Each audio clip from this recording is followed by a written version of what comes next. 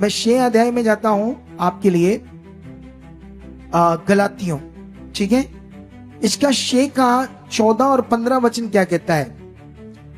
पर ऐसा ना हो कि मैं अन्य किसी बात का घमंड करूं, केवल हमारे प्रभु यीशु मसीह के क्रूस का, जिसके द्वारा संसार मेरी दृष्टि में और मैं संसार की दृष्टि में क्रूस पर चढ़ाया गया हूं। क्योंकि ना खतना और ना खतना रहत कुछ है, परंतु नई सृष्टि।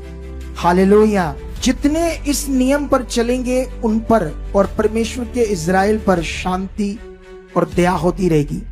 इस शिक्षा में प्रेरित पौल एक बड़ी पावरफुल बात करता है जो हमारे सीखने और करने वाली है। वो कहता है कि मैं किसी और अन्य बात पर घमंड नहीं करूंगा, केवल अपने प्रभु यीशु मसीह के क्रूस का, जिसके द्वारा संसार मेरी दृष्टि में और संसार की दृष्टि में मैं क्रूस पर चढ़ाया गया। सुनो, इधर देखो मेरी तरफ।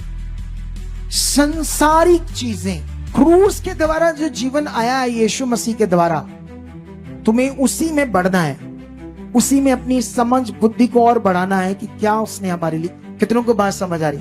इसीलिए कहता है संसार मेरी दृष्टि में मर गया। संसार में क्या खतना है, क्या रीति रिवाज है, कुछ मैं नहीं जानता। मैं तो मर गया उन रीति रिवाजों के लिए, अब मैं यीशु मसीह में जिंदा हूं। कितनों को बात समझ आ रही? और अब कोई भी दूसरा पॉइंट नहीं है, एक ही पॉइंट है, वो है नई सृष्टि। पवित्र आत्मा के द्वारा तुम क्या हो? एक नई सृष्टि। इसी जीवन में जीने की अब तुम्हें क्या करनी पड़ेगी? प्रैक्टिस, जबरदस्त प्रैक्टिस।